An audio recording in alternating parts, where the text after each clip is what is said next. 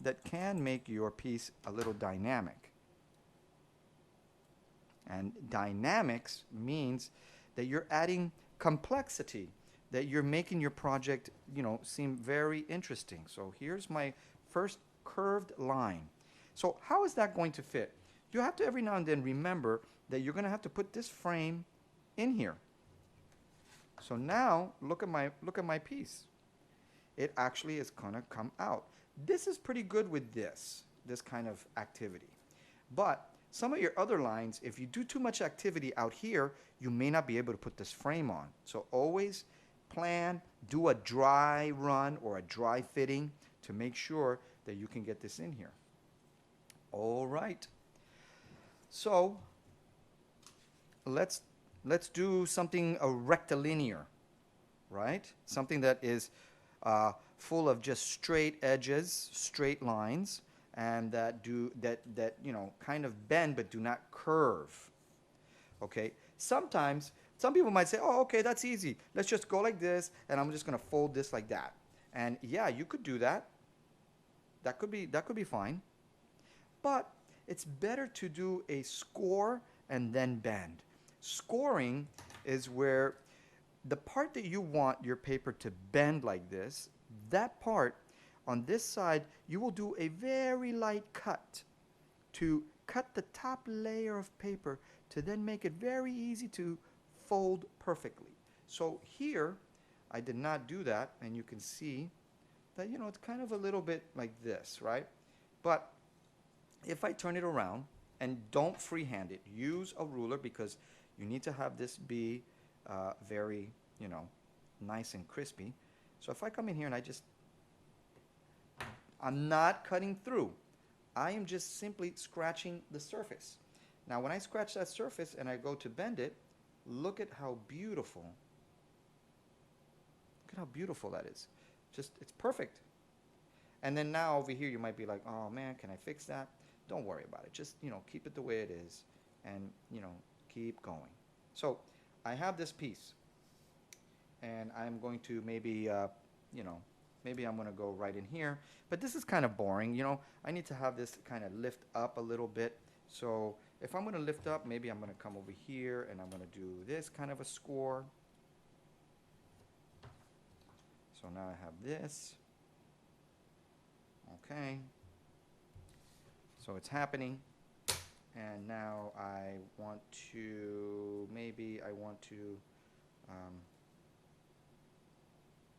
go down and out. So let me see. Let me do, and you can do triangles. Just because the word rectilinear sounds like rectangle, it does not mean that you can't do something triangular. Okay. So let's see. I'm trying to figure this out. Let's see. I'm going to go up this way, and then, or maybe I am going to do this. Here we go. Again, try to cut outside. So I'm going to cut a tab. This would be my tab. This tab is where I'm going to put glue, my glue thing. So maybe I'm going to go like this,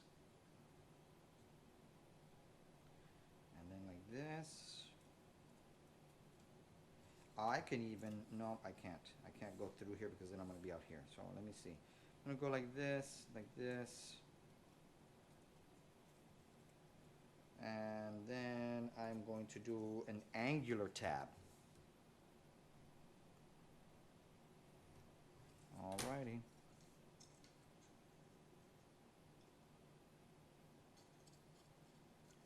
Okay. So let me see. I have this, and this right here like that. Okay. I've got something here. It may not look incredibly interesting, but that's because I got to add more things. I can also stretch it out. I could do this. And that's one piece right there. So let's go ahead and just add some glue. It's not a lot. It's not a lot of glue that you need to put on. And don't go cheap on this. The good kind, like 3M or Elmer's, you're going to be happy later. And you're going to be thankful that you didn't get something that just doesn't work well. All right, let me see. I don't want to be too boring. And I do want to challenge my string. Let me see. Maybe I can do that. Well, that's a pretty, it's tight in there. And let's go ahead and take a look. Let's take a look how this is going to look. So far, it's working out. You can see my piece. And I'm going to combine. Sometimes I give this assignment where we're going to do one that's all curved and then one that is all rectilinear. But for us, we're going to do a combination, both rectilinear and curved. Here's another nice little trick that works really nicely. So you see, sometimes for contrast, meaning to create a difference, you want to use something that's like very thick, near things that are very small. So in other words, how does somebody look tall? They look tall when they're standing next to somebody who is short. How does somebody look thin? When they're standing next to somebody who is a little bit heavier in their body weight. So doing a nice thick piece and putting it in here with these medium pieces will make this piece look even thicker, and it will give it contrast, which gives interest. And interest is what keeps a viewer looking at your design longer. So if I come in here and I just do some nice straight cuts, and I can change my cuts. I can make them all the same thickness, or I can make them thicker.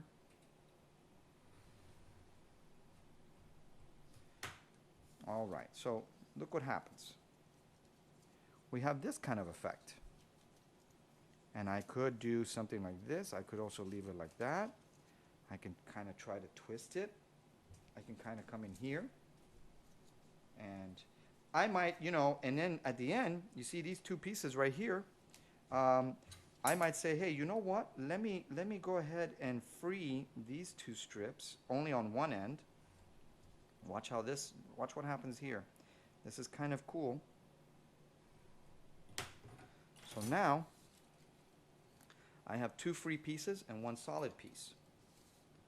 So all I'm asking is that you play around, have fun with this. So let's see. I'm gonna take a risk and just put it right here. Who knows? Who knows if it's gonna look good or not good? But let me put some extra on here. I'm gonna put it underneath. And I am going to clamp it right there. All right. So now I can take this piece. You see? This he's coming out. So let's see. We're going to have to put a little more in here.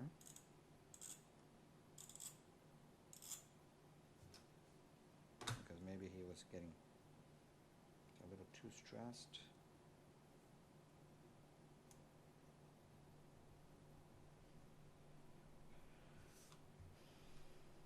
Yeah, you may have to do some extra stuff, like put some extra tape when it's a little stressed out, like that.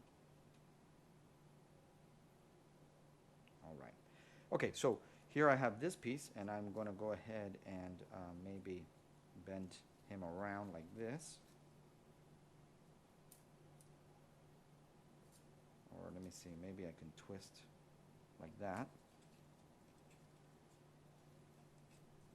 Do this. Okay, that looks good.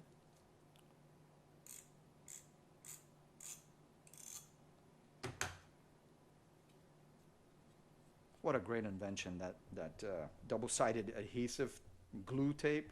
Wow. So clean, we don't have to use rubber cement anymore. Okay, so now I have these two pieces. And what can I do with them? I can have them wrapping around. I can have them touching each other. I could do something like this. This could be, kind of interesting. Is there any kind of set design that you should have in mind while doing this? No. Should you be enjoying yourself and playing, but playing in the right sense, playing in the sense of the philosopher Gadamer, who wrote, The Act of Playing, or one of his papers.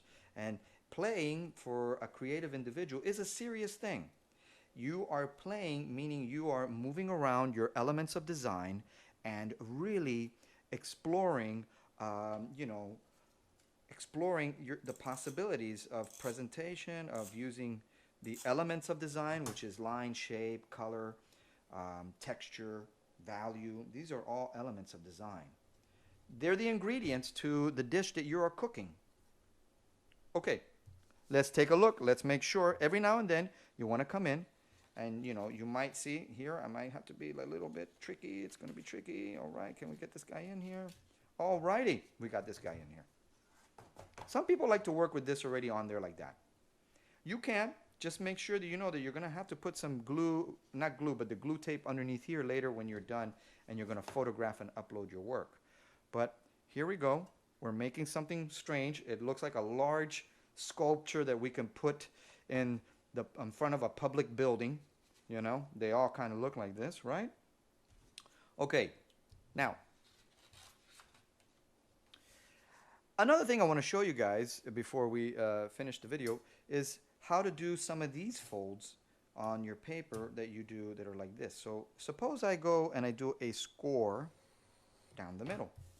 And when you do a score down the middle, you can get one of these where it looks very dimensional. So here we have this kind of a piece, right? But then let's suppose you want to bend it down. So how do we do that? Well, if I'm going to bend it down, I will have to probably do a cut right here.